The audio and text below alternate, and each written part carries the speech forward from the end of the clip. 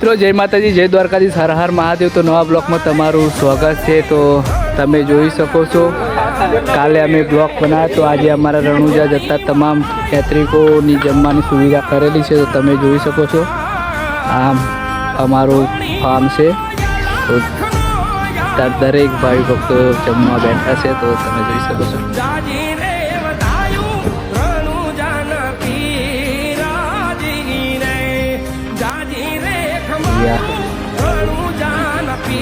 Live જમવાનું બનાવીએ છીએ અને આ અમારા સમસેવક ભાઈઓ છે, બધા જે સેવામાં બધા આવે છે।